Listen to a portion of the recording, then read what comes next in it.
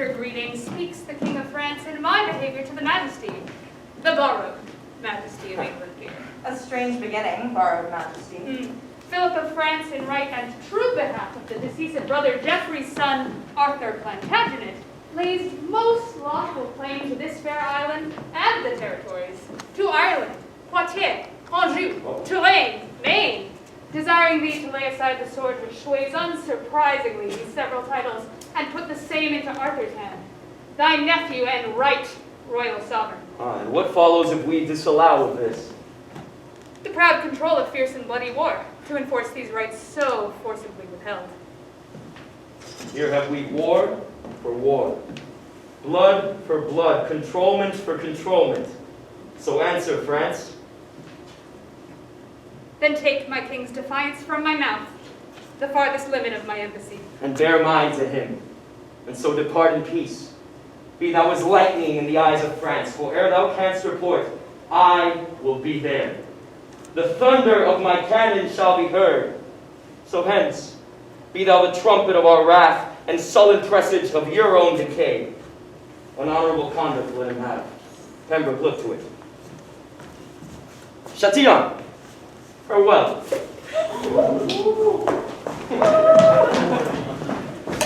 Anyway, Let's go!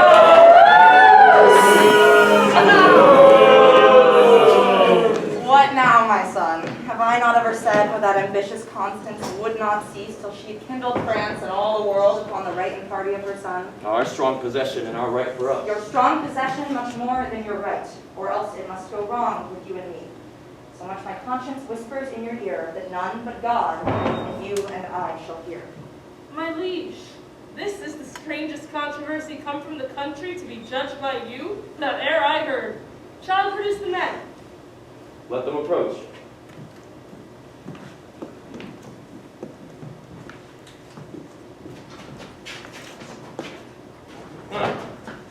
Gentlemen, it is the king's pleasure that you discover your griefs, and doubt not but you shall have justice. What manner do? Your faithful subject, I, a gentleman, born in Northamptonshire and eldest son, as I suppose, to Robert Falconbridge, a soldier by the honor-giving hand of Coeur de Lion, knighted in the field. What art thou? The son and heir to that same Falconbridge. Wait, art thou the elder and art thou the heir? Or you came not of one mother then, it seems? Most certain of one mother, mighty king, that is well known, and, as I think, one father. For certain knowledge of that truth, I put you over to heaven and to my mother. Out on thee, rude man, thou dost shame thy mother and wound her honor with this diffidence. I, madam? No, that is my brother's flavor, which if he can prove, oh, pulps me out. God guard my mother's honor and my land. A good, blunt fellow. Why being younger born doth he lay claim to thine inheritance? I know not why, except to get the land. For once he slandered me with mastery. But were eyes to regard, no, compare our faces, and be judge yourself. If Sir Robert did beget us both, and were our father and this son like to him, oh, old Sir Robert, on my knee I give thanks I was not like to him. Why, what a madcap hath heaven lent us here? He had the trick of Coeur de Lion's face. Do you not see some token of my son in the large composition of this man? Mine eye hath well examined his heart, and find him perfect Richard. Sirrah, speak.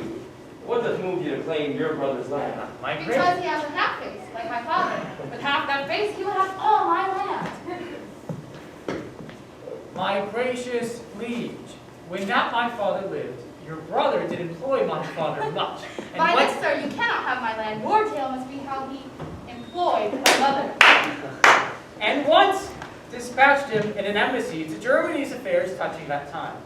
The advantage of his absence took the king, and in the meantime he sojourned at my father.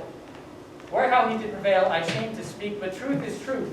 Long lengths of seas and shores between my father and my mother lay, as I have heard my father speak himself, when this same lusty gentleman was got. My father, on his deathbed, by will bequeathed his lands to me, and took it on his death that this, my mother's son, was none of his. And if he were, he came into the world a full 14 weeks before the course of time. Then, good my liege, let me have what is mine, my father's lands, as was my father's will. Sirrah, Your brother is legitimate. Your father's wife did after wedlock bear him, and if she did play fault, the fault was hers, which fault lies on the hazards of all husbands that marry wives. Tell me, how if my brother, who, as you say, took pains to get this son, did of your father's son claim this son for his? My mother's son did get your father's heir, but your father's heir should get your father's land. Shall then my father's will be of no force to dispossess that child which is not his? No more will to dispossess me, sir, than was his will to get me, as I think. Whether hadst thou rather be a falcon bridge and like thy brother to enjoy thy land, or the reputed son of Coeur de Lion, lord of thy presence, and no land besides? Madam, and if my brother had my shape, and I had his, Sir Robert's his like me, and my arms such eel-skin stuff, my face so thin that in mine ear durst not stick a rose, lest men say, look where 3 fathers go. And to his shape were I heir to all this land, that in to my shape I would never leave from this place. I would give it every foot to have this face. I would not be Sir Nom in any case. I like thee well. Tell me, wilt thou forsake thy fortune, bequeath thy land to him, and follow me? I am a soldier, and now bound to France. Take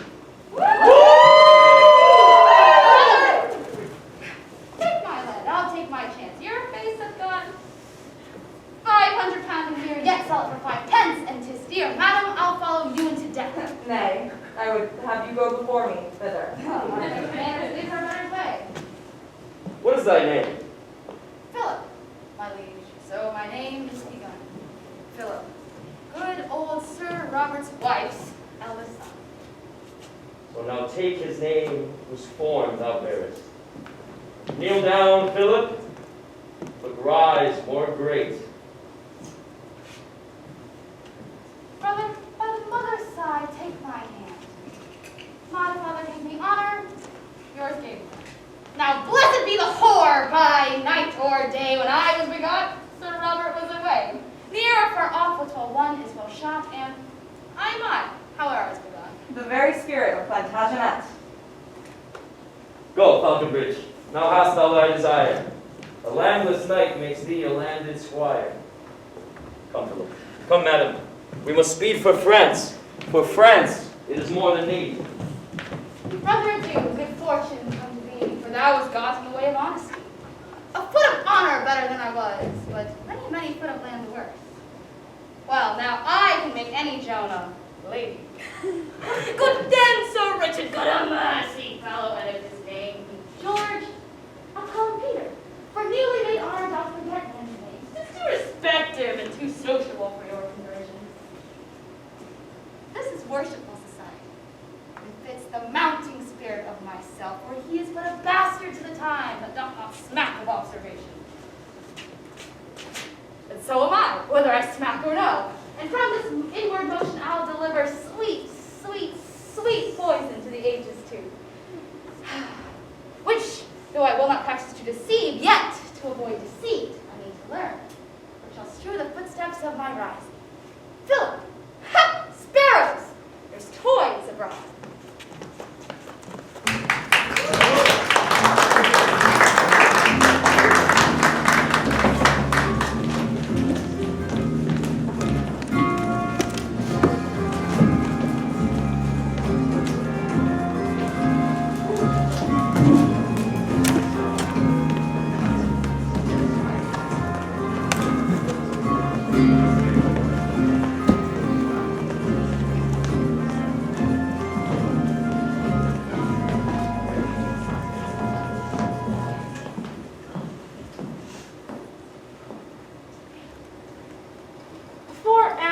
Well met, brave Austria. Arthur, that great forerunner of thy blood, Richard, that robbed the lion of his heart and fought the holy wars in Palestine. But this brave duke came early to his grave, and, for amends to his posterity, at our importance hither is he come, to spread his colors, boy, in thy behalf, and to rebuke the usurpation of thy unnatural uncle, English John. Embrace him, love him, give him welcome hither.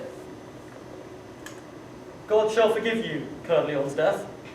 the rather that you give his offspring life, shadowing their right under your wings of war. I give you welcome with a powerless hand. Welcome before the gates of Angers, Duke. A noble one. Who would not do thee right? Yea, to my home I will no more return, till Angers, and the right thou hast in France. Together with that pale, that white-faced shore, whose foot spurns back the ocean's roaring tides and coops from other lands her islanders, even till that England, hedged in with the main, that water-walled bulwark, still secure and confident from foreign purposes, even till that utmost corner of the west, salute thee for her king. Till then, fair boy, will I not think of home, but follow arms. Oh, take his mother's thanks, a widow's thanks, till your strong hand shall help to give him strength to make more requital to your love. The peace of God is theirs that lift their swords in such a just and charitable war. Well then, to work. Our cannons shall be bent against the brows of this resisting town. Call for our chiefest men of discipline to cull the plots of best advantages. We'll lay before this town our royal bones, wade to the marketplace in Frenchman's blood, but we will make it subject to this boy. Stay, for an answer to your embassy less unadvised, you stain your swords with blood. My lord Chatillon may from England bring that right in peace, which here we urge in war. And in good time, my lord Chatillon, what news will John accord to our commands? Well, What England says, say briefly, gentle lord. We coldly pause for thee. then Chatillon, speak. Then turn your forces from this paltry siege and stir them up against a mightier task. England, impatient of your just demands, hath put himself at arms. The adverse winds whose leader I have stayed have given him time to land his legions all as soon as I. His marches are expedient to this town. His force is strong, his soldiers confident. With him is come the mother queen and Ate, stirring him to blood and strife. With her niece, the Lady Blanche of Spain. With them a bastard of the king's deceased. And all the unsettled humors of the land. Rash, inconsiderate, fiery voluntaries with ladies' faces and fierce dragon spleens have sold their fortunes at their native homes, bearing their birthrights proudly on their backs to make a hazard of new fortunes. Here, in brief, a braver choice of dauntless spirits than now the English bottoms have wafted over, did never float upon the swelling tide to do offense in scathing Christendom. The interruption of their churlish drums cuts off more circumstance. They are at hand to parley or fight. Therefore prepare. How much unlooked for is this expedition? For courage mounted with occasion, let them be welcome then. We are prepared. We see that John, an overbearing spirit, affects some frenzy in thy rash approach, treading thy confines with thy armed troops. I rather look for some submiss reply touching the claim thy nephew, Arthur, makes to that which thou unjustly dost usurp. Peace be to France. If France permit our just and lineal entrance to our own, if not, bleed France, and peace ascend to heaven, whilst we, God's wrathful agent, do correct their proud contempt that beats his peace to heaven. Peace be to England. If that war return from France to England, there to live in peace. England we love, and for that England's sake, with burden of our armor, here we sweat. This toil of ours should be a work of thine, but thou from loving England art so far that thou hast underwrought his lawful king, cut off the sequence of posterity, outfaced infant state, and done a rape upon the maiden virtue of the crown. Look here upon thy brother Geoffrey's face. These eyes, these brows were molded out of his. This little abstract doth contain that large which died in Geoffrey, and the hands of time shall draw this brief into as huge volume. That Geoffrey was thy elder brother born, and this is his son. England was Geoffrey's right, and this is Geoffrey's. In the name of God, how comes it then that thou art called a king, when living blood doth in these temples beat, which owe the crown that thou overmasterest? From whom hast thou this great commission, France, to draw my answer from thine articles? From that supernal judge that serves good thoughts. Oh, He hath made me guardian to this boy, under whose warrant I impeach thy wrong. alack, thou dost usurp authority. Excuse it is to be usurping down. Who is it thou dost call usurper? France? Let me make it.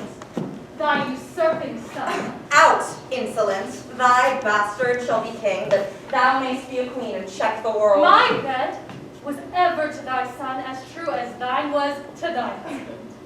And this boy, liker in feature to his father Geoffrey than thou and John, in manners being as like as rain to water or devil to his dam. My boy a bastard? By my soul, I think his father never was so true forgotten. There cannot be an if thou wert his mother. There's a good mother, boy, that blots thy father. There's a good granddad boy that would blot thee. Peace! You're the friar. What the devil art thou? Well, no, play the devil, sir, with you. And to catch your hide and yours alone. You are the heir whom the proverb goes, whose valor plucks dead lions by the beard. I'll smoke your stink coat and catch you right. Sir, look to it, I think I will. Oh, well did he become the lion's robe that did disrobe the lion of that robe. It lies as slightly on the back of him as great outside his shoes on an ass. But ass, I'll take that burden from your back, for on it shall make your shoulders crack. What cracker is this saying that deafs our ears with this abundance of superfluous breath? Does one look like a cracker to thee? King Philip, determine what we should do straight. Women and fools, break up your conference. King John, this is the very sum of all. England and Ireland, and Joe, reign, mate. In the right of Arthur do I claim of thee. Wilt thou resign them and lay down thy arms? My life, as soon. I do defy thee, France. Arthur of Britain, yield thee to my hand, and out of my dear love I'll give thee more than e'er the coward hand of France can win. Submit thee, boy. Come to thy grandam, boy. Do, child. Go to it, grandam, child. Give grandam kingdom, and it, grandam, will give us a love. Good, my mother, peace. I would that I were laid low in my grave. I know what this coil that's made for me. His mother shames him so, poor boy, he weeps. No shame upon you, where she does or no. His grandam's wrongs, and not his mother's shames. Draw those heaven-moving pearls from this poor boy's eyes. Misgoverned gossip, stain to this resort. False intruder, immodest dame. Unnurtured quarrel. Impatient frantic. Thou monstrous slanderer of heaven and earth. Thou monstrous injurer of heaven and earth. Call not me slander. Thou and thine usurp the dominations, royalties, and rights of this oppressed boy. This is thy eldest son's son, unfortunate in nothing, but in thee, being but the second generation removed from thy sin-conceiving womb. Hey!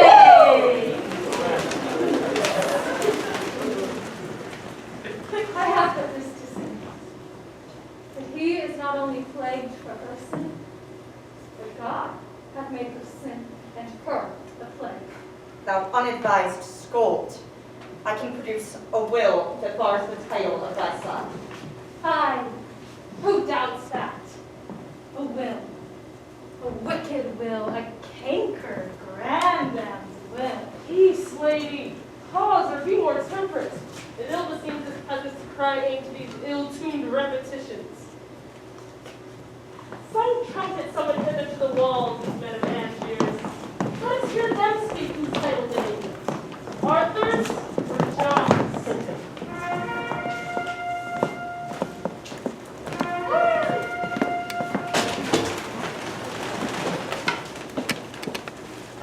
Who is it that have warned us to the walls? 'Tis France for England. England for itself. Woo! You, men of Angiers, and our loving subjects. Arthur's subjects. His stencil parley. For our advantage. Therefore, hear us first. Huzzah! These flags of France that are advanced here, before the eye and prospect of your town, have hither marched to your endamagement.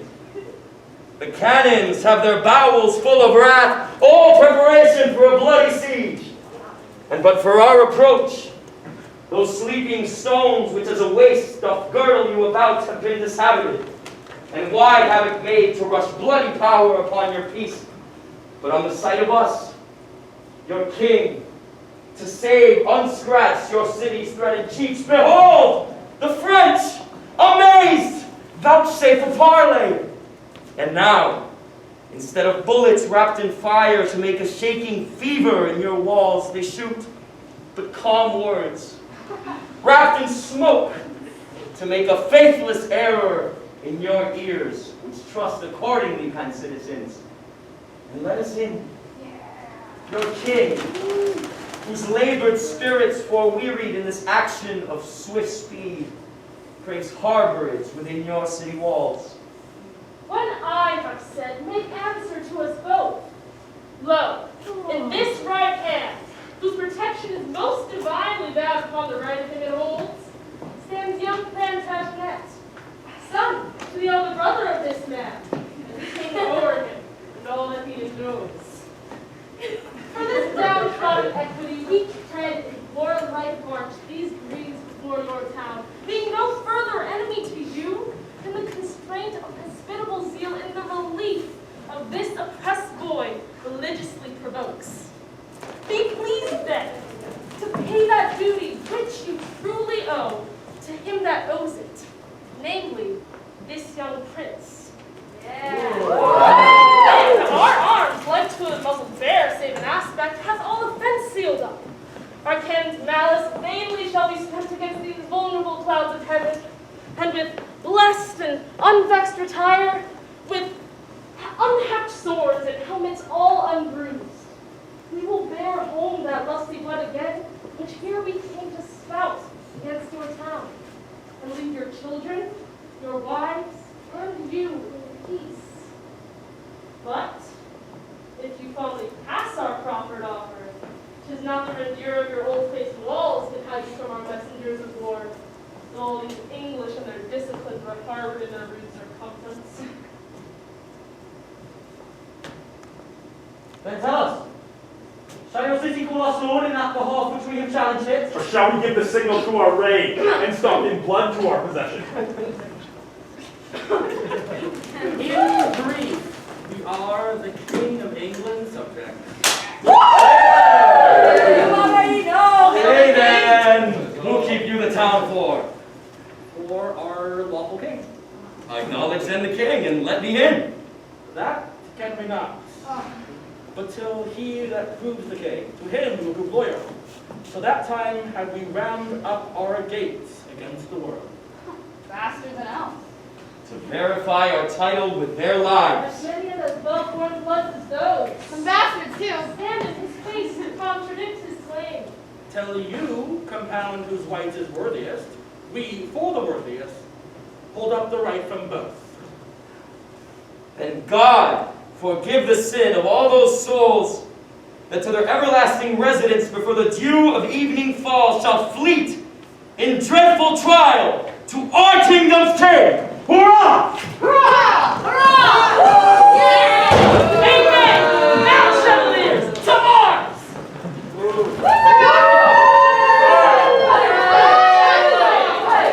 At your den, Sirrah, with your lioness. I would set an ox head to your lion's hide and make a monster of you. Peace. No more. Oh, tremble, for you hear the lion roar. Let's go!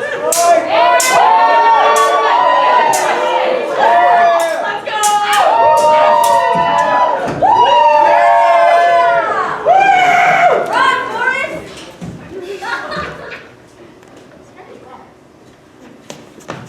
You men of Angiers, open wide your gates and let young Arthur, Duke of Bretagne, in, who by the hand of France this day much work for tears and many an English mother. And victory with little loss doth play upon the dancing banners of the French. Authorized to proclaim Arthur of Bretagne, England's king and yours. Rejoice, you men of Angiers, ring your bells. King John, your king, and England doth praise. Our noble English! Have died in the dying slaughter of their foes. Open your gates and give the victors way. Heralds, from off our towers we might behold from first to last the onset and retire of both your armies, whose equality by our best eyes cannot be censured. Both alike, both are alike. and both alike we like. We hold the town for neither, and yet for both. What? France, hast thou yet more blood to cast away? Say, shall the current of our right run on? England, thou hast not seen one drop of blood in this hot trial. More than we of France. Rather, lost more. And by this hand I swear we'll add a royal number to the dead. A slaughter couples of English kings. Majesty, how high thy glory towers, the hot blood of kings is satisfied. Say, who do the townsmen yet admit?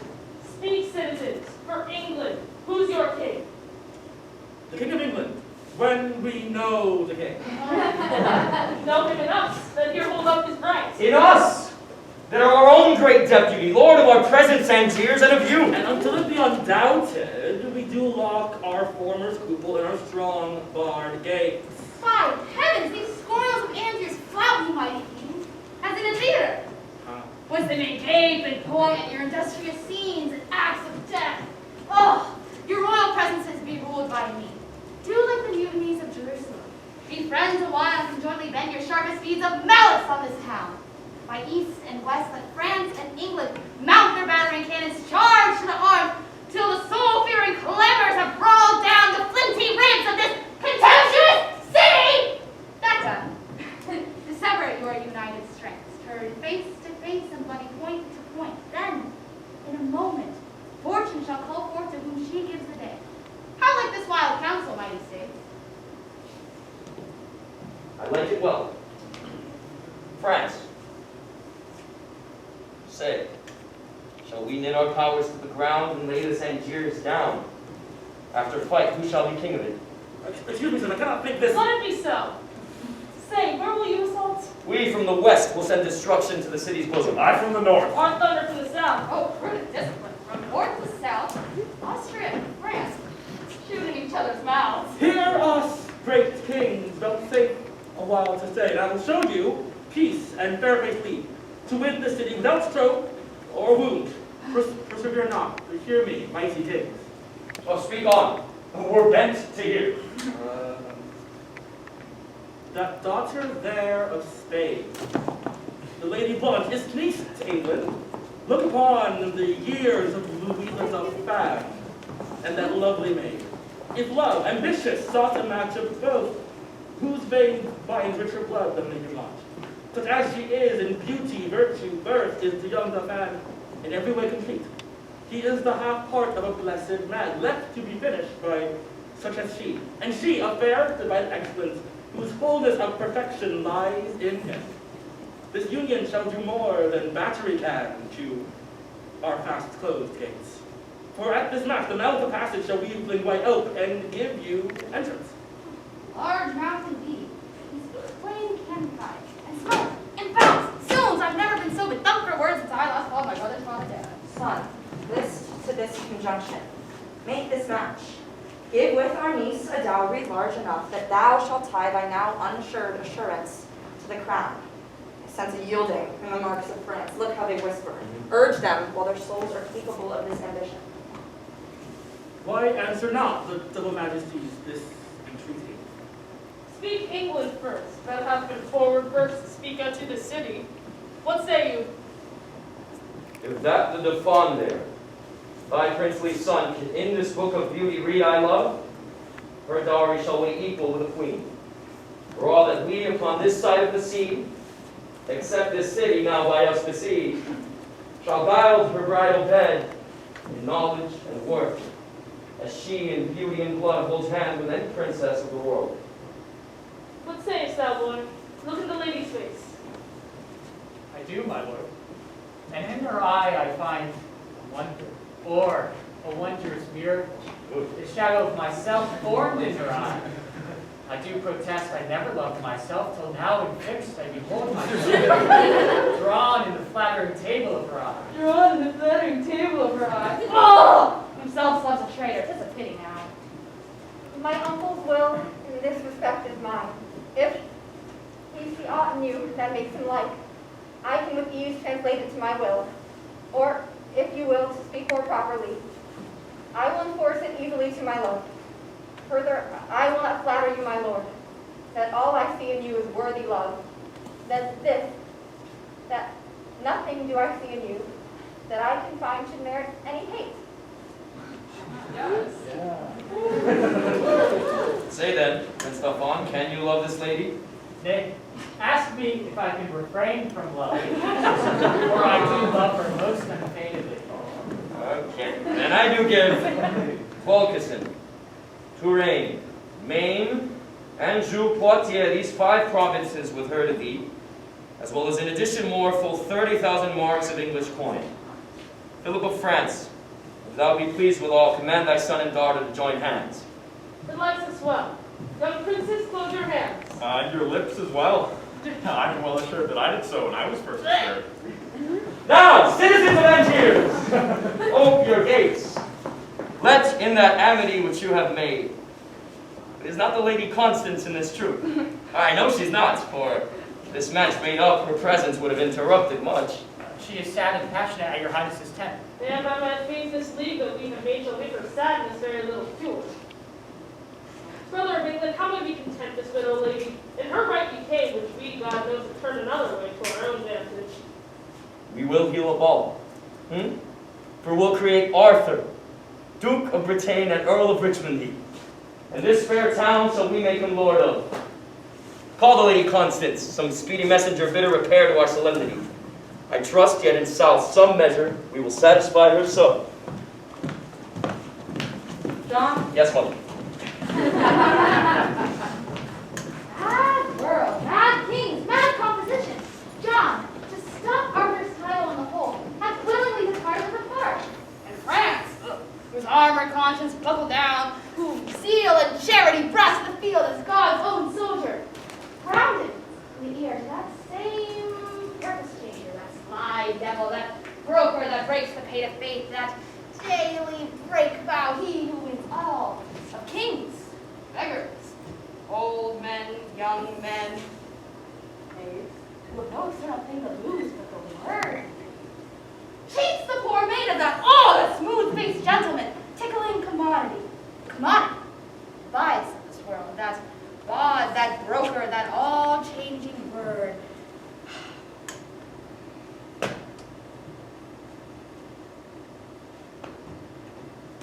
I'm about to say France. Tickle on the outward eye of fickle France has withdrawn him from his own aid from a most honorable and resolved war to a most base and vile concluded peace. Now why rely on this commodity? Why, because he hath not wooed me yet. Well, whilst I'm a beggar, I will rail and say that there is no sin but to be rich, and being rich my virtue then shall be. There is no vice but beggary. Since kings break faith upon commodity, gain be my lord, for I will worship.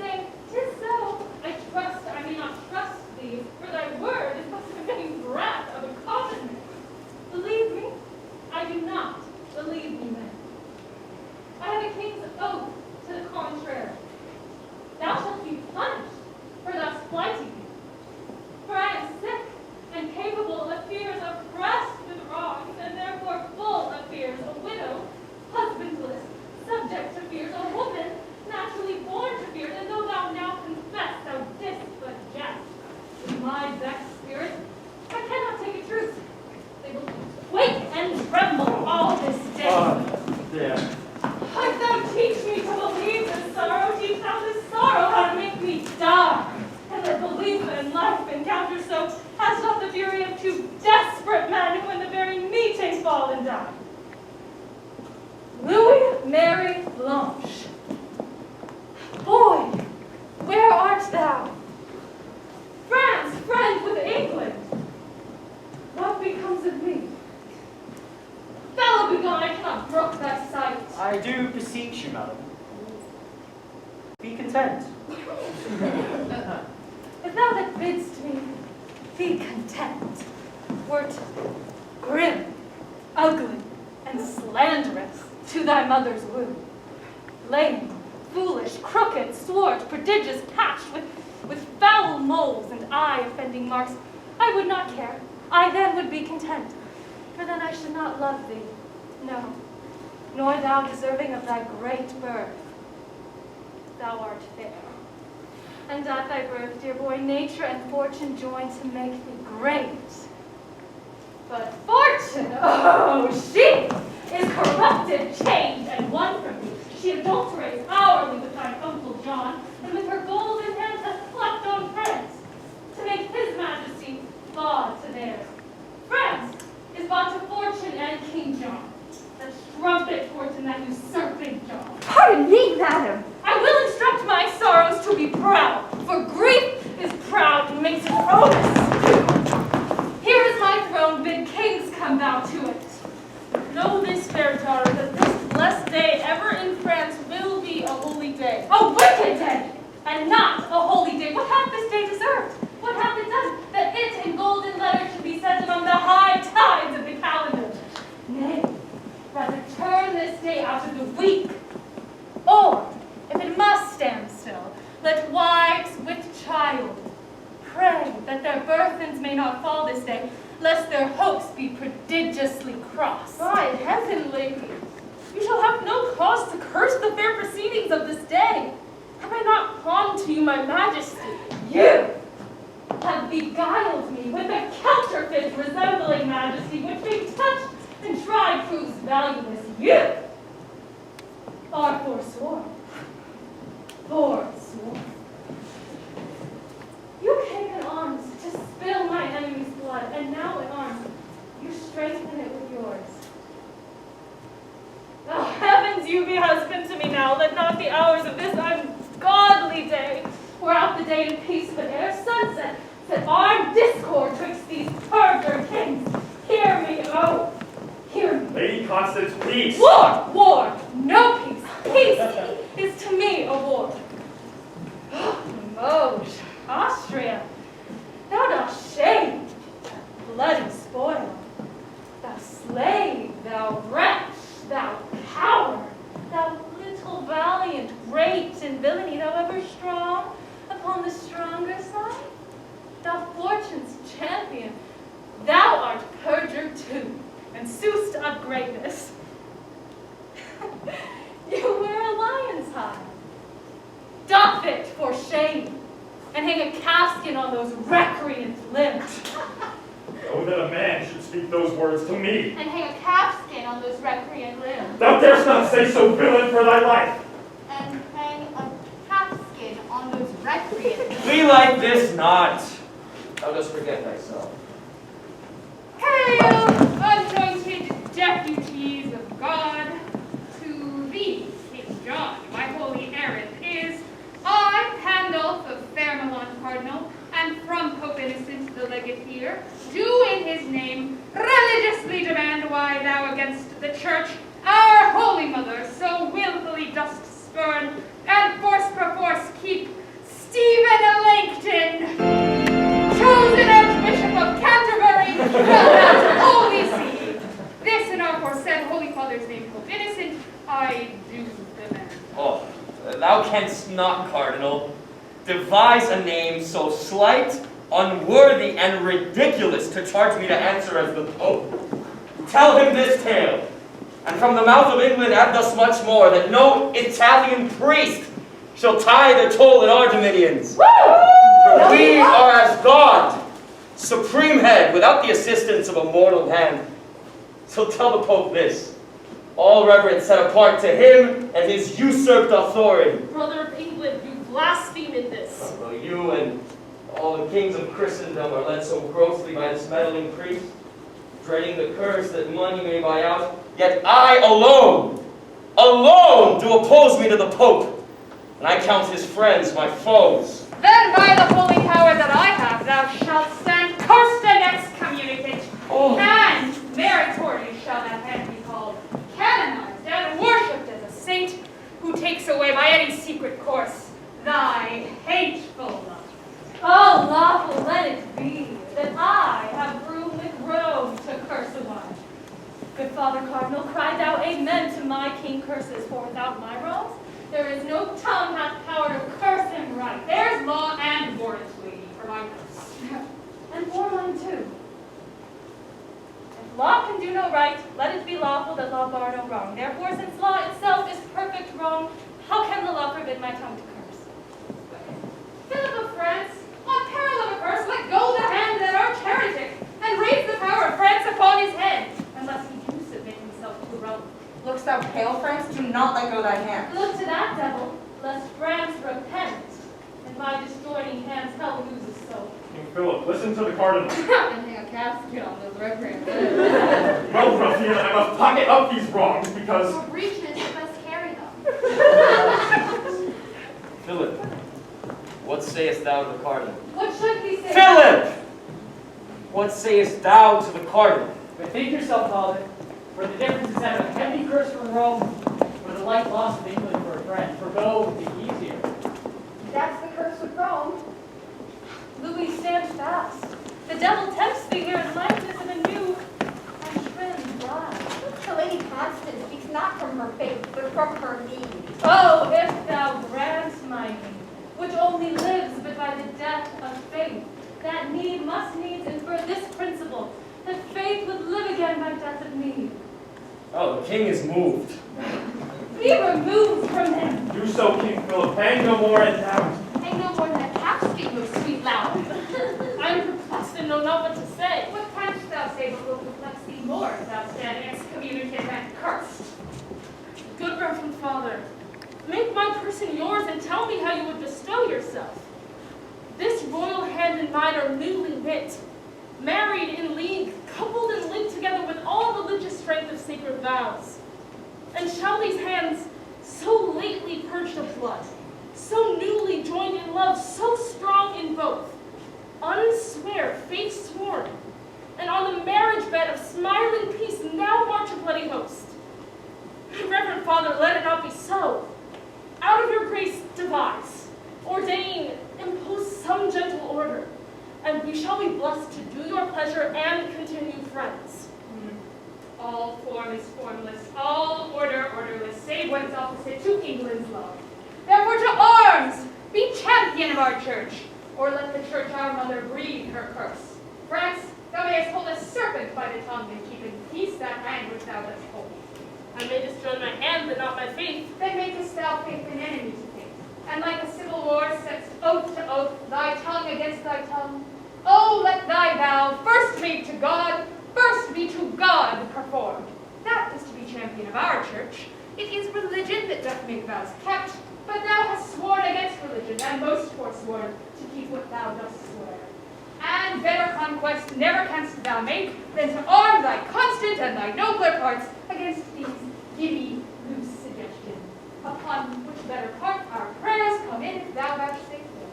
But if not, then know the peril of our curses light on thee so heavy as thou shalt not shake them off, but in despair die under their black weight. Rebellion. Flat rebellion. Will it not be? Will not a calfskin stop that mouth cry? Father, to arms! Upon thy wedding day, against the blood that thou hast married, what? Shall our feasts be kept with slaughtered men? Shall braying trumpets and loud churls clamors of hell be measures to our pomp? O husband, hear me. I, alack, how new was husband in my mouth, even for that name which till this time I taught to never pronounce. Upon my knee, I beg of you, go not to arms against mine uncle. Now shall I see thy love. What motive may be greater with thee than the name of wife? I I muse your majesty doth seem so cold, with such profound respect to pull you on. I will denounce a curse upon his head. Thou shalt not need. England, I will fall from thee. How fair return and banished majesty! O foul revolt of French inconstancy! The sun overcast with blood. Fair day, adieu. Which is the side I am to go withal? I am with both. Each army has the hand, and in their rage I have holding of both. They swirl asunder and dismember me, husband. I cannot pray that thou mayest win, uncle. I needs must pray that thou mayest lose. Whoever wins, on that side shall I lose. Lady, with me thy fortune lies. There, where my fortune lives, there, my life dies.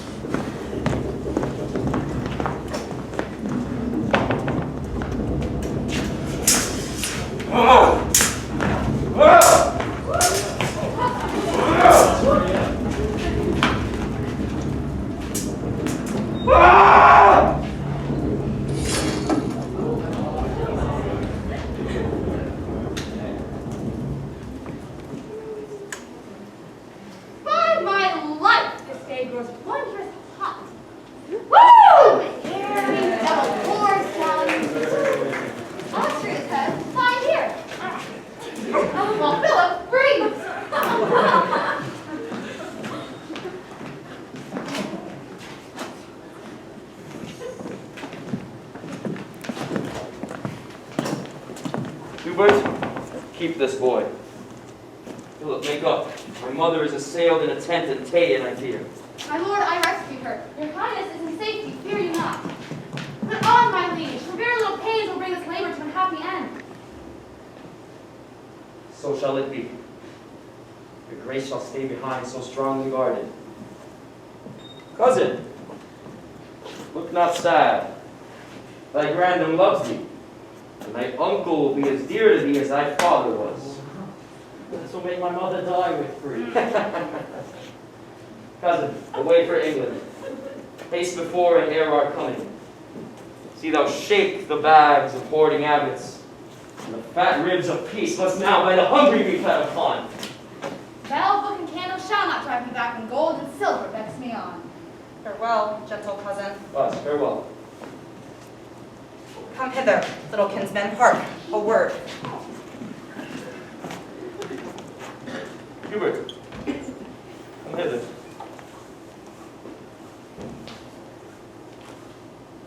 My gentle Hubert, we owe thee much. Within this wall of flesh there lies a soul counts thee her creditor, and with advantage means to pay thy love. Give me thy hand. My God, Hubert, I had a thing to say, but I will fit it with some better tune. I am almost ashamed to say what good respect I have of thee. I am once bound in your majesty.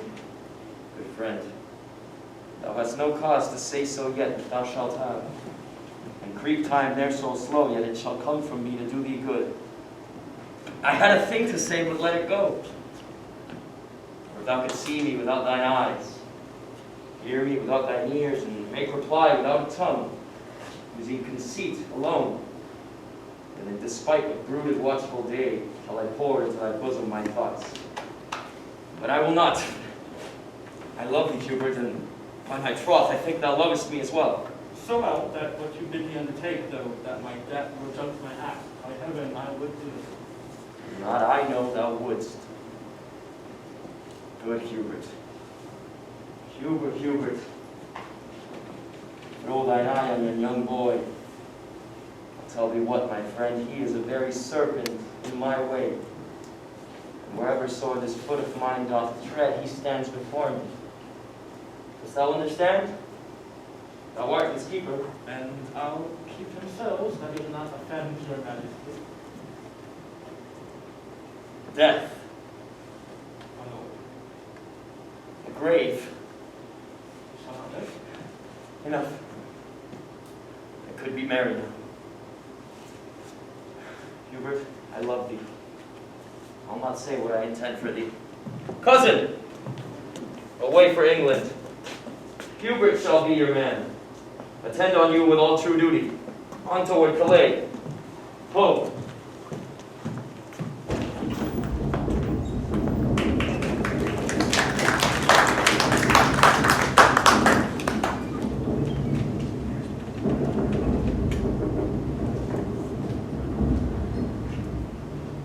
So by a roaring tempest on the flood, a whole armado of convicted sail is scattered and disjoined from fellowship. Courage and comfort.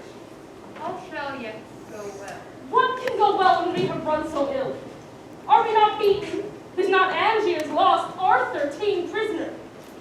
Divers, dear friends slain, and bloody England into England gone. But he hath one that hath he fortified.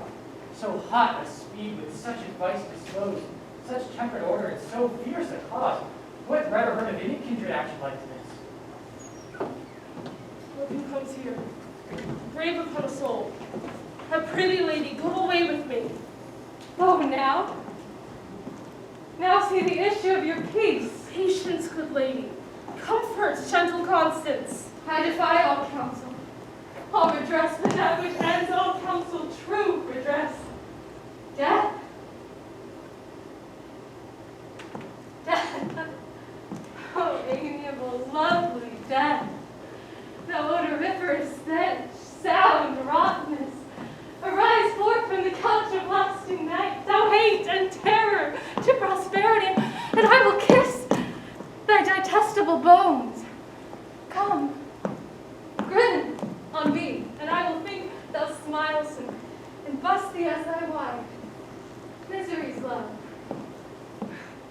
Come to me. Fair affliction, peace. No, no, I will not, having breath to cry. Oh, that my tongue were in the thunder's mouth. Lady, you utter madness and not sorrow. I am not mad. This hair I tear is mine. My name is Constance. I was Geoffrey's wife. Young Arthur is my son, and he is lost. I am not mad. For then 'tis like I should forget myself. If I could, what grief would I forget? Preach some philosophy to make me mad, and thou shalt be canonized, Cardinal. If I were mad, I should forget my son. Or madly think a babe of clouts were he. I am not mad! Too well, too well. I feel the different plague of each calamity. Bind up your hairs. To England, if you will. Wind up those tresses. Yes, that I will. But wherefore will I do it? I tore them from their bonds and cried aloud, oh, that these hands could so redeem my son, as I have given these hairs their liberty. But now I envy at their liberty, and will again commit them to their bonds, because my poor son is a prisoner. And good Father Cardinal, I have heard you say that we shall see and know our friends in heaven. If that be true, I shall see my boy. But now will canker sorrow eat my bud and drive the native beauty from his cheeks, and he will look as hollow as a ghost, and so he'll die. And rising so again, and I shall meet him in the court of heaven, I shall not know him. Therefore never, never must I behold my pretty Arthur more. You hold too heinous a respect for grief. He talks to me that never had a son. You are as fond of grief as of your child. Grief!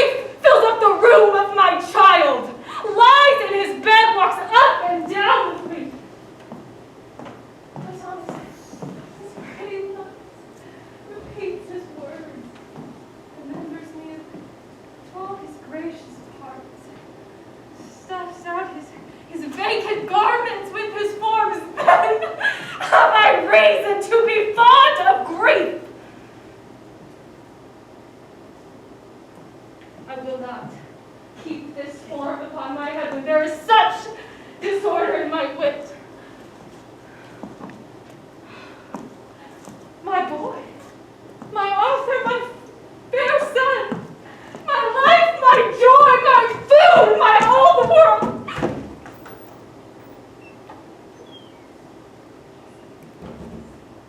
I fear some outrage, and I'll follow her.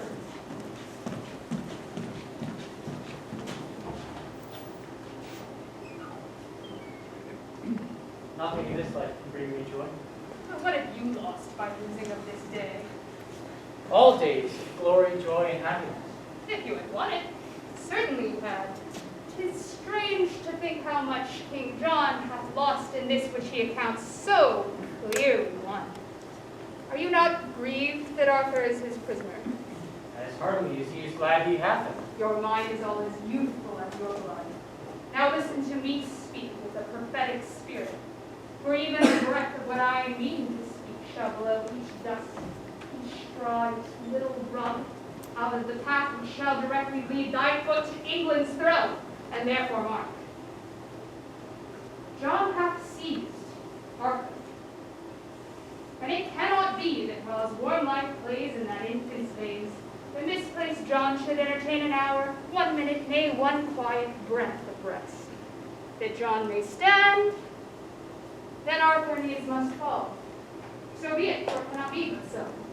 But what shall I gain by young Arthur's fall? You, in the right of Lady Blanche, your wife, may then make all the claim that Arthur did. And lose it, life and all, as Arthur did. How green you are, fresh in this old world. John lays you plots, the times conspire with you. This act, so evilly born, shall cool the hearts of all his people and freeze up their zeal, plainly denouncing vengeance on King John.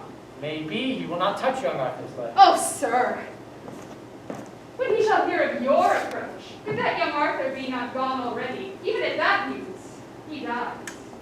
And then the hearts of all his people will freeze up and kiss the lips of unacquainted change. If but a dozen French show good Dauphin were there in arms, it would be as a call to train 10,000 English to their side.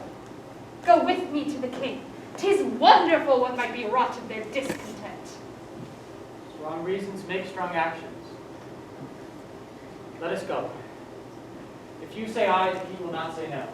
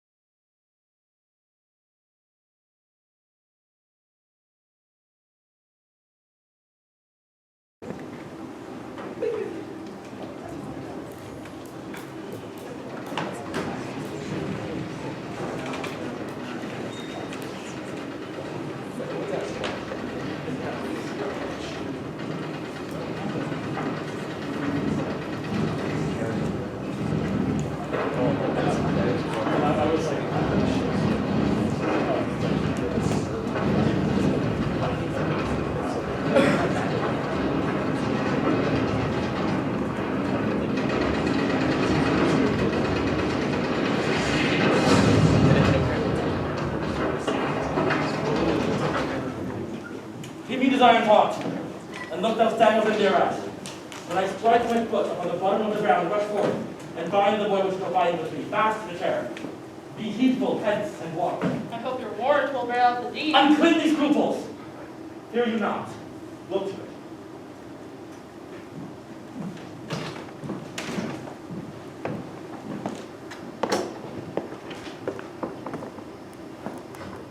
Good morrow, Hubert. Good morrow, little prince. As little prince, having so great a title, to be more prince, as may be. You are sad. Indeed, I have been merrier. Mercy on me. Methinks nobody should be sad but I. My uncle practices more harm to me.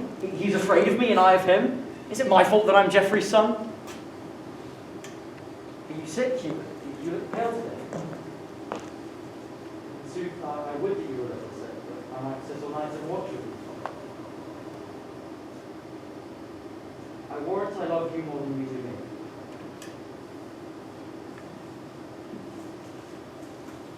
Read here, no, Arthur.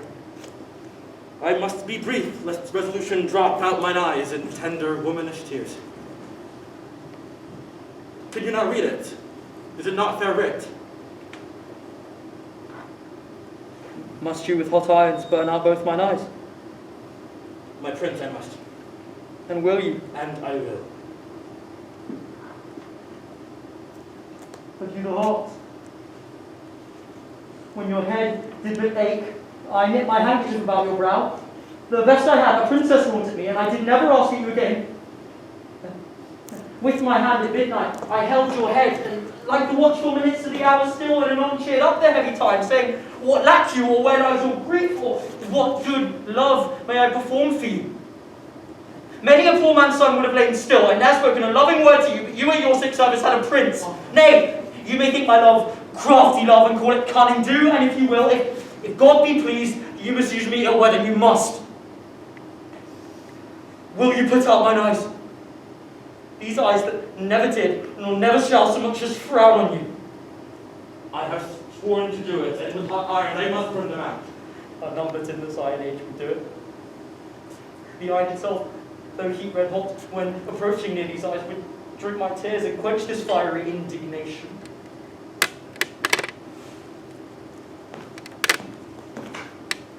Are you more stubborn hard than hammered iron? If an angel should have come to me and told me Hubert should put out mine eyes, I would not have believed him.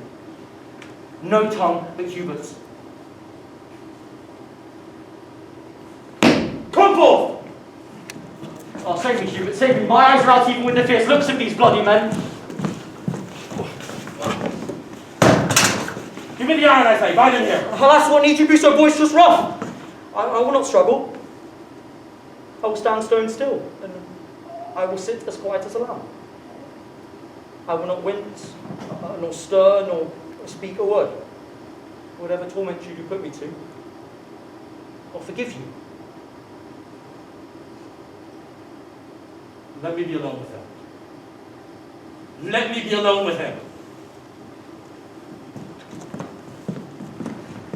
Best pleased to meet with such as you.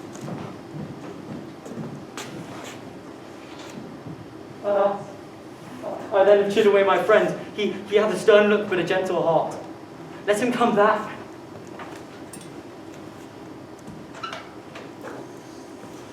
Come, boy. Prepare yourself. Is there no remedy? None but to lose your eyes. Oh God, that there were a mote in yours, a grain, a dust, a gnat, a wandering hair, any annoyance in that precious sense, then feeling what small things are boisterous there, your vile intent must needs seem horrible. Is this your promise? Go to, hold your Oh, let me not hold my tongue, Hubert, let me not! Or, if you will, cut out my tongue so that I may keep mine eyes. Oh, spare my eyes, Hubert, though to no use but still to look on you. Lo, by my trough, the instrument is cold and would not harm me. I can hear it, boy. No, in sooth, the fire is dead with grief. There is no malice in this burning coal. The breath of heaven hath blown his spirit out.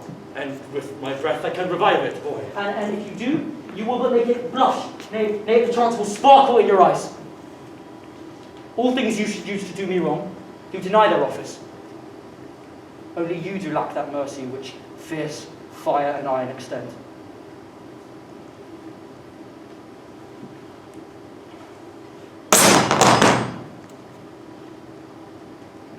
Well, see to live. I will not touch thine eye for all the treasure that thou uncle owns. If I am sworn and did purpose, boy, with this very iron to burn them out. Oh, now you look like Hubert. All this while you were disguised. Peace, no more. Adieu. Your uncle must not know, but you are dead. I filled these dogged spies with false reports, and Hubert, for the wealth of the world, will not offend thee. Well, I thank you, Hubert. Silence. No more. Going closely with me. Much danger do I undergo for thee.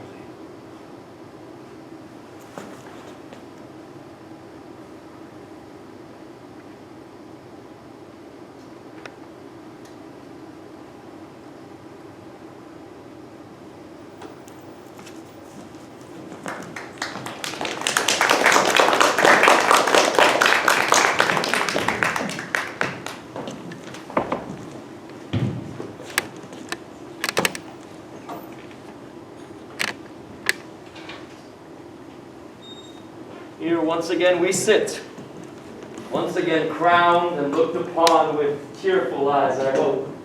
This once again, but that your highness pleased, was once superfluous. You were crowned before, and that high royalty was never plucked off. Therefore, to be possessed with double pomp, to guard a title that was rich before, to gild refined gold, to paint the lilies, throw a perfume on violet, to smooth the eyes or add another hue unto the rainbow, or, with taper light, to seek the beauteous eye of heaven to garnish, is wasteful and ridiculous excess. Some reasons of this double coronation I have possessed you with, and you think them strong. In this, the antique and well-noted face of Penal Torm is much disfigured. And more strong. When lesser is my fear, I shall endue you with. Meantime, but Not as that your royal pleasure must be done. This act is an ancient tale, new told, and in the last repeating troublesome, being urgent at a time unseasonable. We breathed our counsel that it pleased your highness to overbear it. meantime, but ask what you would have reformed, it is not well. And well shall you perceive how willingly I will both hear and grant you your requests. Then I, as one that am the tongue of these, to sound the purpose of all their hearts, both for myself and them, heartily request the enfranchisement of Arthur, whose restraint doth move the murmuring lips of discontent. That the time's enemies may not have this to grace occasions, let it be our suit that you have bid us ask his liberty, which for our goods we do no further ask than whereupon our well-being, on you depending, count it your well-being, he have his liberty. Let it be so. I do commit his youth to your direction. Hubert, what news of you? This is the man should do the bloody deed. He showed his warrant to a friend of mine. The image of a wicked, heinous fault lives in his eye. That close aspect of his does show the mood of a much troubled breast. And I do fearfully believe 'tis done. What we so feared we had a charge to do. What news with you? According to your highness's strict command, young Arthur's eyes are blinded and extinct. The color of the king doth come and go between his purpose and his conscience. Like herald strikes to dreadful battle set, his passion is so right it needs must break. And breaks, I fear, will issue thence the foul corruption of a sweet child's death. So that he may feel the crown, but never see it. Nor see nor feel, for of the extreme pain within 1 hour did he give up the ghost. Is he dead? He is, my lord. Then with him die my cares. We cannot hold mortality's strong hand. Good lords, although my will to give is living, the suit which you demand is gone and dead. He tells us Arthur is deceased tonight. Indeed, we heard how near his death he was. Indeed, we heard how near his death he was before the child himself felt he was sick. Why do you bend such solemn brows at me? Have I commandment on the pulse of life? It is apparent foul play, and 'tis shame that greatness should so grossly offer it. So thrive it in your game, and so farewell. Stay yet, Lord Salisbury. I'll go with thee, and find the inheritance of this poor child, his little kingdom of a forced grave.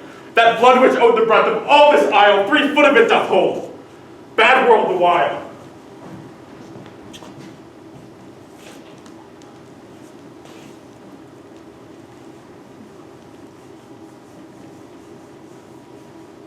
You burn in indignation.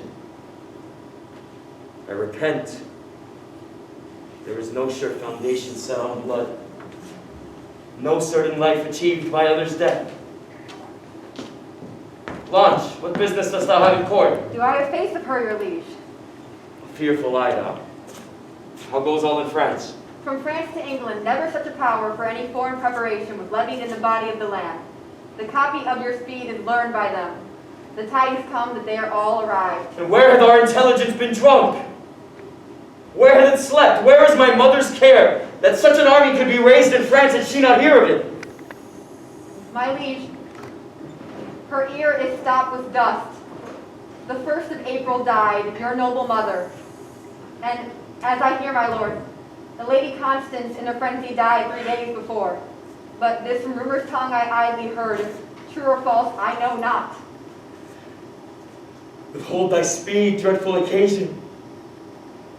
Make a league with me till I have pleased my discontented peers. What? Is my mother dead? How wildly then walks my estate in France? Under whose conduct came those powers of France that thou for truth givest out our landed here? Under the Dauphin. Thou hast made me giddy with these ill tidings. What says the world? Do not seek to stuff my head with moral news, it is full. You be afeard to hear the worst, and let the worst unheard fall on your head. Bear with me. I can give audience to any tongue. Speak of it what you will. As I traveled through the fields hither, I found the people strangely fantasied, possessed with rumors, full of idle dreams, not knowing what they fear, yet full of fear. And here's this prophet whom I brought with from forth the streets of Pomfret, whom I found with many hundreds treading at his heels, to whom he sung in rude, harsh-sounding rhymes, ere the next Ascension Day at noon, your highness to deliver up the crown. Thou idle dreamer, wherefore didst thou so? For knowing that the truth will fall out so, know this, on some other knowledge that I have by my prescience. Ere Ascension Day has brought the sun unto his usual height, of crown, estate, and royal dignity, thou shalt be clean, despoiled, and dispossessed. Hubert, away with him, imprison him, and on that day at noon whereon he says my crown I shall give up, let him be hanged!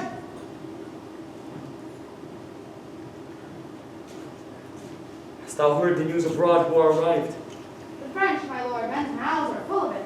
Besides, I met the Lords Salisbury and Pembroke just moments ago with eyes as red as new enkindled fires, with many others, going to seek the grave of Arthur.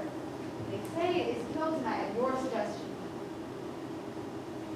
Go, thrust thyself into their companies. I am a way to win their loves again. And be Mercury, set feather to thy heels and fly like thought from them to me again. The spirit of time shall teach me speed. What? Mother dead? My lord, they say 5 moons were seen tonight. 4 fixed, and the 5th did whirl about the others in wondrous motion. 5 moons. Old men and beldams in the street do prophesy upon the dangerously. That Arthur's death is common in their mouths. And when they talk of him, they shake their heads and whisper one another in the ear.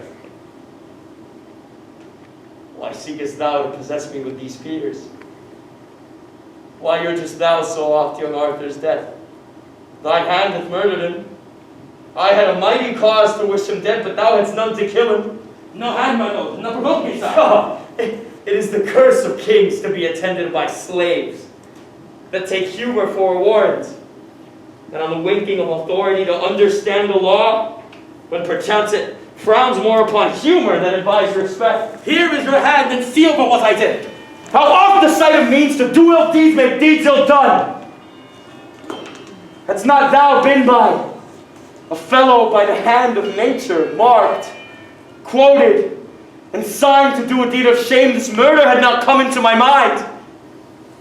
But taking note of thy abhorred aspect, finding thee fit for perfect villainy, I faintly broke with thee of Arthur's death. And thou, to be endeared to a king, made it no conscience to destroy a prince. My lord. Hast not thou shook thy head, or made a pause when I spake darkly what I proposed, or turned an eye of doubt as bid me tell my tale in express words?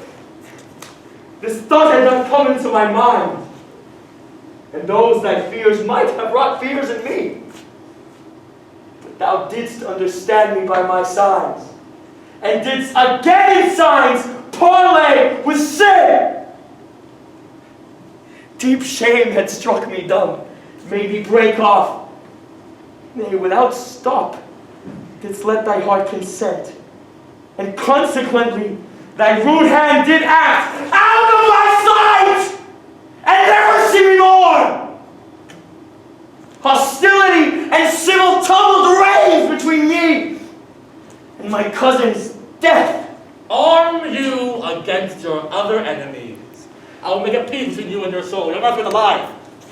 This hand is yet a maiden and an innocent hand, not painted with the crimson spots of blood. Doth Arthur live?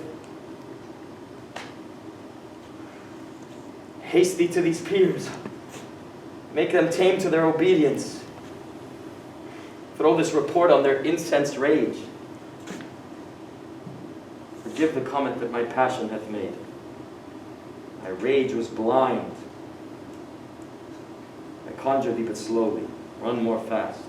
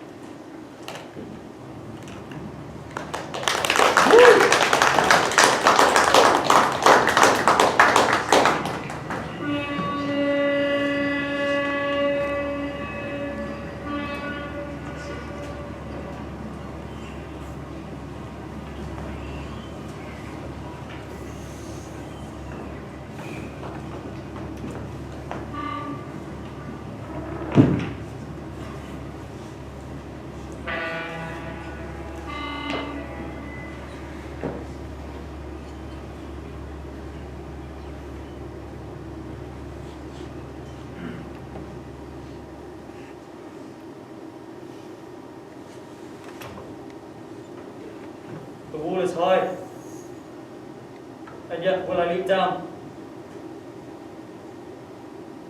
Good ground be pitiful and hurt me not. There's few or none who do know me. If they did, this shipboy semblance hath disguised me quite. I am afraid, and yet I'll venture it. If I get down and I do not break my limbs, I'll find 1,000 shifts to get away. As good to die and go as die and stay.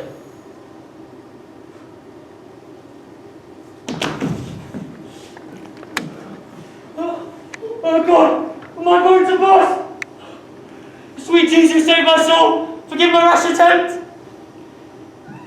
Comfort my mother! Shield her from despair!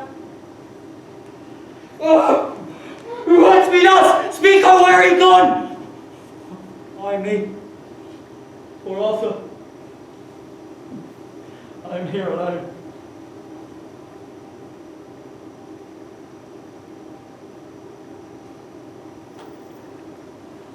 Lord, the Dauphin of St. Edmundsbury, it is our safety, and we must embrace this gentle offer of the perilous time. You brought that letter from the Cardinal. The Come, Balloon, a noble lord of France. Tomorrow morning let us meet him then. Or rather than set forward, for it will be 2 long days' journey, lords, or ere we meet.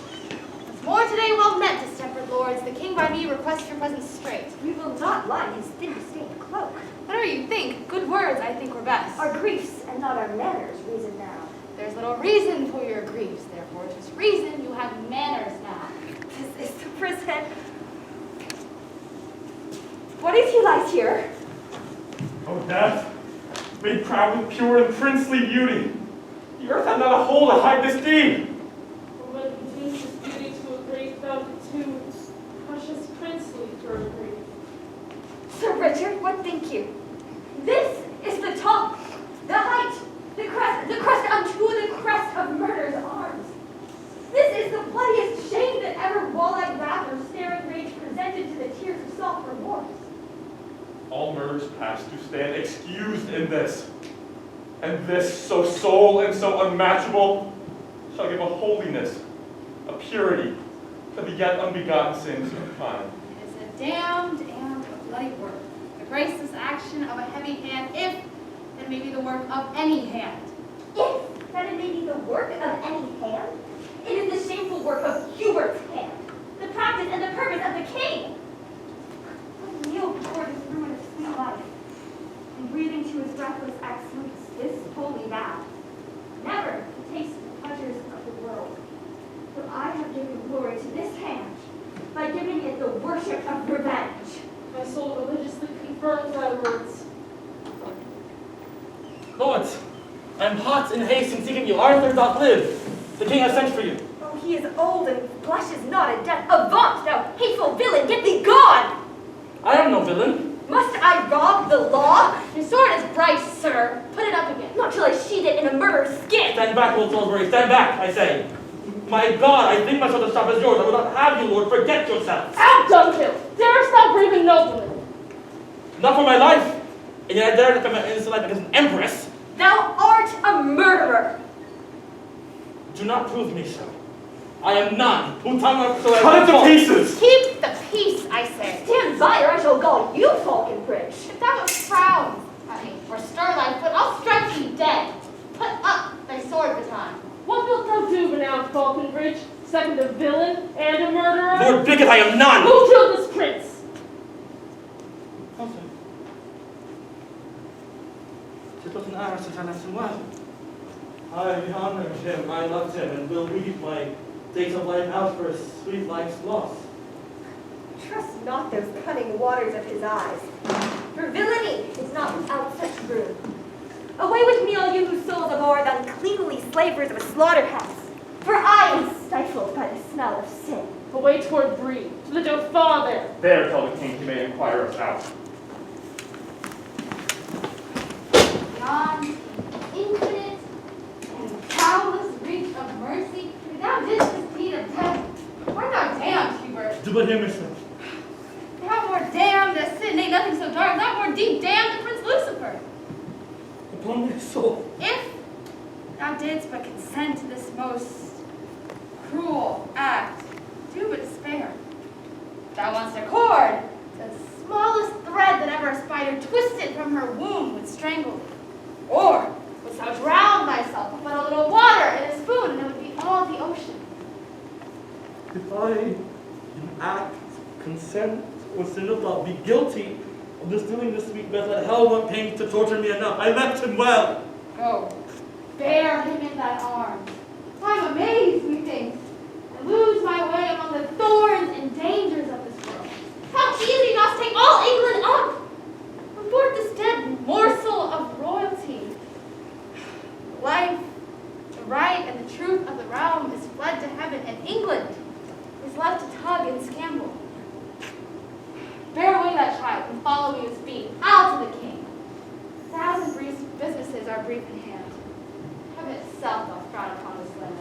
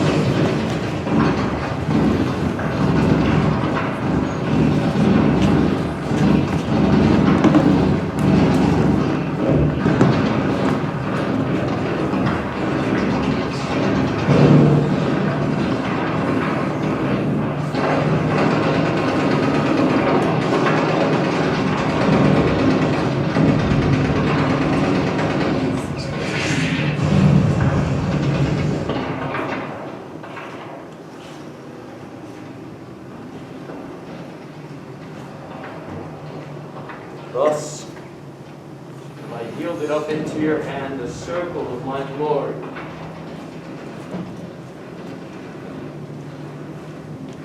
Then take again from this my hand, as holding of the Pope, your sovereign greatness and authority.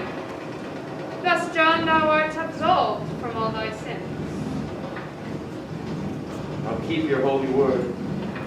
Go meet the French, and from his holiness use all your power to stop their marches, for we are inflamed. Our people quarrel with obedience, swearing allegiance to stranger blood.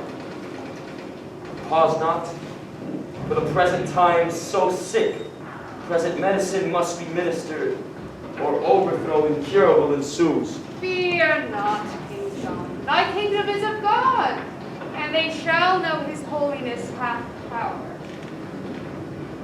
On this Ascension Day, remember well upon your oath of service to the Pope.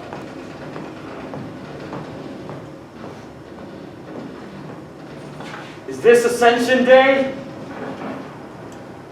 Did not the prophet say that on Ascension Day my crown I should give up? My Lord Malou, let this be copied out and keep it safe for our remembrance. Return the precedence to these lords again. Even so I have. That having our fair order written down, both they and we cruising over these notes, may know wherefore we took the sacrament, and keep our faiths firm and inviolable. I did suppose it should be unconstrained. Upon our side it never shall be broken. But God be thanked, it is but voluntary. And, noble Dauphin, albeit we swear a voluntary zeal and unurged faith to your proceedings, yet believe me, Prince, I am not glad that such a sore of time should seek a plaster by contempt revolt, and heal the inveterate canker of one wound by making many. Oh, it grieves my soul that I must draw this medal from my side. All Kent hath yielded, having their foes but Dover Castle. Heaven hath received like a kind host the dolphin and his powers. Your nobles will not hear you, but are gone to offer service to the enemy. Wild amazement hurries up and down the little number of your doubtful friends. But such is the infection of our time, that for the health and physic of our right, we cannot deal but with the very hand of stern injustice and confused wrong. A noble temper doth thou show in this, and great affections wrestling in thy bosom doth make an earthquake of nobility. Would not my lords return to me again, after they heard young Arthur did live? They found him dead and cast into the streets. That villain Hubert told me he did live. Let me wipe away this honorable dew that silverly doth progress on thy cheeks. So he did for aught he knew. But wherefore you true? Why look you sad? Let not the world see fear and mistrust govern the motion of a kingly eye. My heart hath melted at a lady's tears, being an ordinary inundation. Be as stirring as the time, fight fire with fire, threaten the threatener. So then shall inferior eyes whose behaviors borrow from the great grow great by your example. Good my lord. But this effusion of such manly drops, this shower, blown up by tempest of the soul, startles mine eyes, and makes me more amazed than I had seen the vaulty top of heaven figure quite o'er with burning meteors. Away, and glister like the god of war when he intended to the field. Lift up thy brow, renowned Salisbury, and with a great heart heave away this storm. Grapple with France ere so nigh. The legate of the Pope hath been with me, and I have made a happy peace with him, and he hath promised to dismiss the powers led by the Dauphin. Look where the Holy Legate comes apace to give us warrant from the hand of God. Oh, inglorious league, shall we, upon the footing of our land, make compromise? Oh, shall a beardless boy brave our field, flesh his spear on our warlike soil, and find no check? Let us, my liege, to arms! Hail, noble Prince of France. The next is this. King John hath reconciled himself to Rome. His spirit is come in, which so stood out against the Holy Church. Therefore thy threatening colors now wind up, and tame the savage spirit of wild war, that like a lion fostered up at hand, may be no further harmful than in show. Pardon me, your grace, I will not back. I am too high born to be property. Your breath first kindled the dead coals of war between this chastised kingdom and myself. and Brayden matter that should feed this fire. Now it is far too huge to be blown out. Frenchmen storm and thirst for revenge. Come ye now to tell me that John hath made his peace with Rome. What is that peace to me? I, by the honor of my marriage bed, after young Arthur, claim this land for mine. And now it is half conquered, must I back, because that John hath made his peace with Rome? It must be weeded out with careful speed. Is thou the ordering of this present time? Am I Rome's slave? What penny hath Rome borne? What men provided? What munitions sent? Have I not heard the islanders shout out, "Vive la roi!" as I begged their towns? Have I not the best cards for the game to win this easy match played for a crown? And shall I now give over the yielded set? No, no, on my soul, it never shall be said. You look but on the outside of this war. Outside or inside, I will not return. According to the fair plan of this world, let me have audience. I am sent to speak, my holy lord of Milan. From the king I've come to learn how you have dealt for him. And, as you answer, I do know the scope and ward limited unto my tongue. The Javon is too willful opposite and will not temporize with my entreaties. He flatly says he'll not lay down his arms. By all the blood that our fury breathed, the youth speaks well. Now hear our English king, for thus his royalty doth speak in me. He is prepared, and reason too he should, this apish and unmannerly approach, this boyish troops and unhaired sauciness the king doth smile at, and is well prepared to whip this dwarfish war and these pygmy arms from out the circle of his territories. For his hand, which had the strength even at your door to cudgel you and make you take the hatch, while that victorious hand be feebled here, that in your chambers gave chastisement? No! No, the gallant monarch is in arms and like an eagle over his airy towers to souse the noise that comes to his nest. Still, end thy brave, and turn thy face in peace. We hold our time too precious to be spent with such a groundling. Give me leave to speak. No, I will speak! We will attend to neither. Strike up the drums, and let the tongues of war plead for our interest in our being here. Indeed, your drums being beaten will cry out. So shall you, being beaten. For at hand is war like John. Listen here, I beg. Strike up our drums, and we'll find this danger out. Thou shalt find it, dolphin. Do not doubt.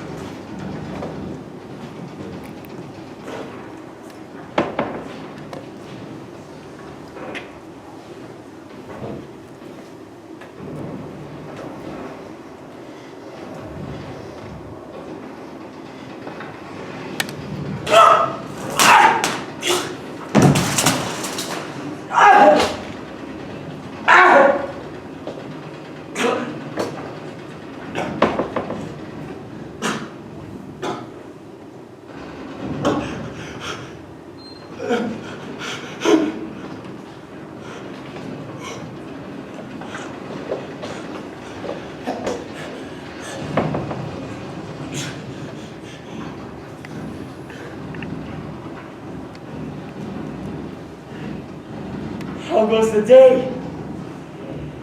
Tell me, Hubert. Badly, I fear. How fares Her Majesty? This fever that has troubled me so long lies heavy on me. My heart is in pain.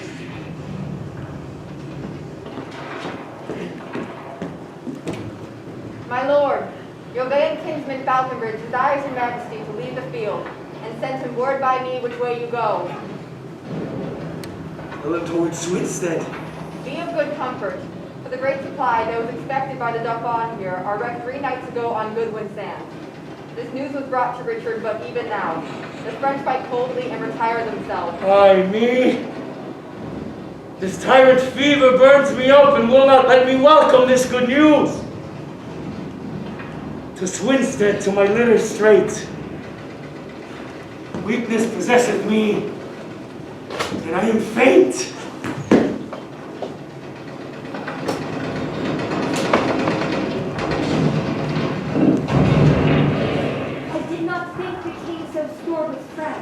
Up once again, put spirit in the French.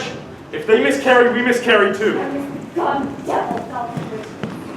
Fight alone upholds the dead.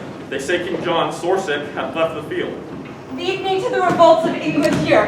We were happy to hear other names. It is the Count Walloon. Fly, noble English, you are bought and sold. Unthread the rude eye of rebellion here, and welcome home again discarded faith. To seek out King John and fall before his feet. For if the French be lords of this loud day, he means to recompense the pains you take by cutting off your heads. Thus hath he sworn, and I with him, and many more with me, upon the altar at St. Edmundsbury, that same altar where we swore to you dear amity and everlasting love. May this be possible? May this be true? Have I not a hideous death within my view, retaining but a quantity of life which bleeds away, even as a form of wax resolveth from his figure against the fire? What in the world should make me now deceive when I must lose the use of all deceit? Why should I then be false when it is true that I must die and live hence by truth? I say again, if Louis do win the day, he is forsworn, ere those eyes of yours behold another daybreak in the east. Even this own night, your breathing shall expire if Louis by your assistance win the day. That my grandsire was an Englishman awaits my conscience to confess all this. I pray you, bear me hence from forth the rumor of the field, where I may think the remnants of my thoughts in peace, and part this body and my soul. We do believe thee. To our great King John, we will untread the steps of damning flight and boldly run on to our great King John. My arms shall give thee help to bear thee hence.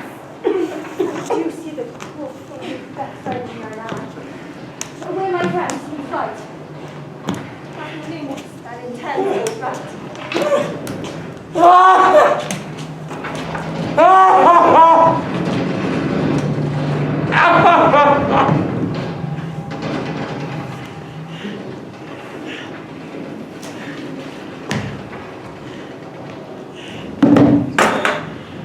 Son of heaven, methought, was loath to set, but stayed and made the western welcome blush, when English measured backward their own ground and faint retired. Oh, bravely came we off, last in the field and almost lords of it. Where's my prince, the Dauphin? Here, what news? The Count Walloon is slain. The English lords, by his persuasion, are again fallen off, and your supply, which you have wished so long, are cast away and sunk on Goodwin sands. I did not think to be so sad tonight as this news hath made me. Who is he that said King John did fly an hour or two before the stumbling night departed our weary powers? Whoever spoke it is true, my lord. Well, keep good care and good quarter tonight. The day shall not be up so soon as I to try the fair adventure of tomorrow.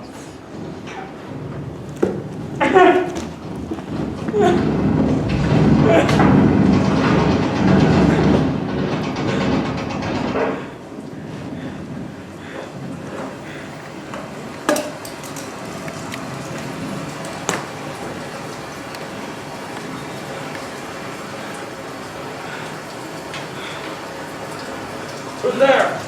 Speak home. Speak the door. I shoot. A friend, where art thou? What the part of England? Oh, whither dost thou go? What's that to thee? Why may not I, the man of thine affairs, know thou of mine? Hubert, I think? Thou hast a perfect thought. I will look on all hazards, well believe thou art my friend, that knoweth my tongue so well. Who art thou? Who thou wilt. And if thou please, thou may befriend me so much to think I come one way of the Plantagenet. Unkind remembrance. Thou and endless light have done me shame.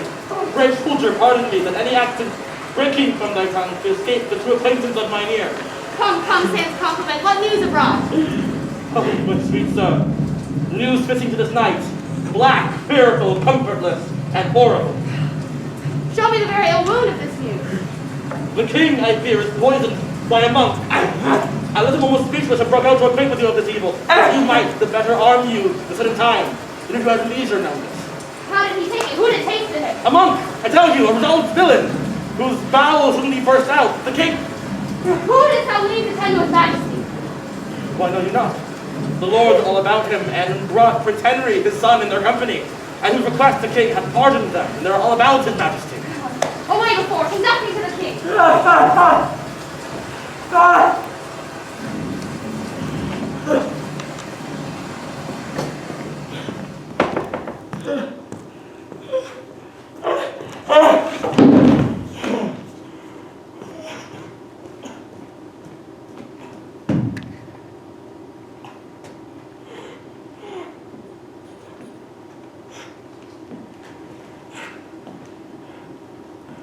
It is too late.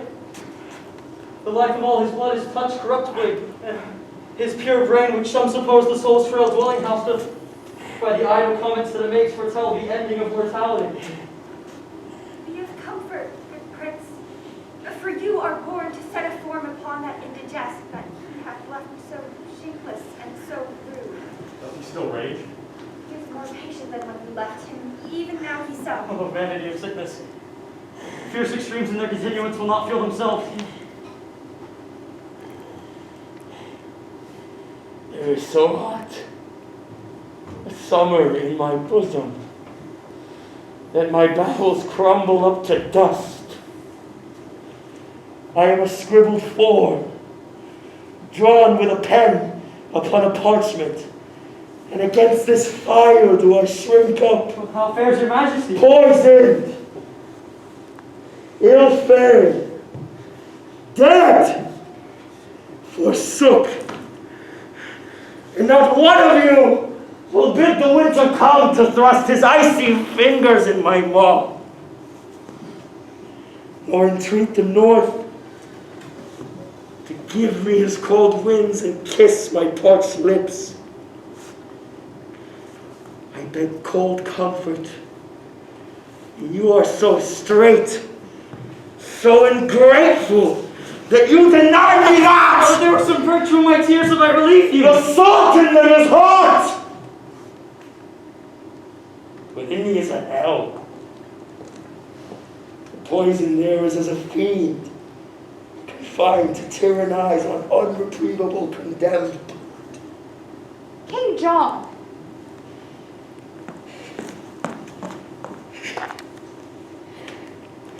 Farewell. In token of thy faith, and sign thou diest to servant of the Lord, lift up thy hand. Lift up thy hand, that we may witness here thou diest the servant of our Savior Christ. Now joy betide thy soul. What noise is this? Oh, I am scalded with my violent motion and flee and speed to see your majesty. Cousin, thou art come to send mine eye. The tackle of my heart is cracked and burnt, and all the shrewds wherewith my life should sail are turned to one thread, one little hair. My heart hath one little poor string to stay it by, which holds until thy news be uttered. Dolphin is preparing hitherwards, for heaven knows how we shall answer him, for in a night the best of my troops were in watching all and warily devoured for the unexpected flood.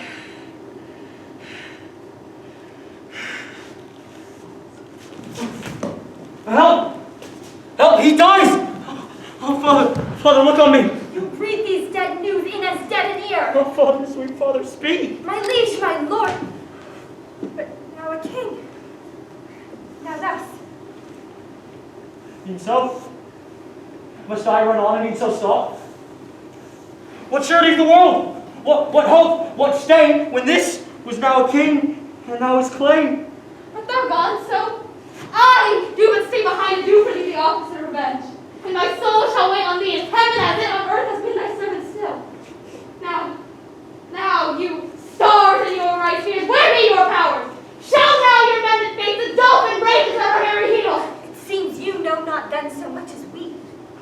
cardinal since came from the Dauphin, and brings with him such offers of our peace that we, with honor and respect, may take presently to leave this war. He will rather do it when he sees ourselves will sinew to our defense. Nay, it is a manner done already, for many carriages he hath dispatched to the seaside and put his cause in quarrel at the disposing of the cardinal, with whom, if you think need, this afternoon we post to consummate this business happen. Let it be so. Now, my noble prince and other princes that are best spared shall wait upon father's funeral. At Worcester, must his body be interred? For so he willed it. Then it shall then. And happily may you be put upon the lineal state and glory of the land. To whom with all submission on my knee I do bequeath my faithful service.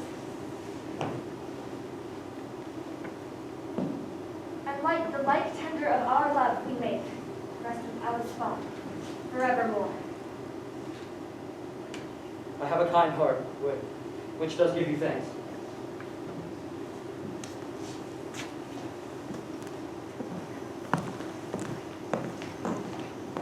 Well, let us pay the time with equal woe, as it has been beforehand that our griefs, this England never did nor never shall lie at the proud foot of a conqueror, but when it first did to wound itself.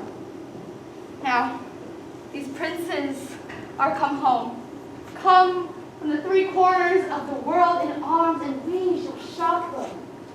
Naught shall make us rude. England itself do rest assured.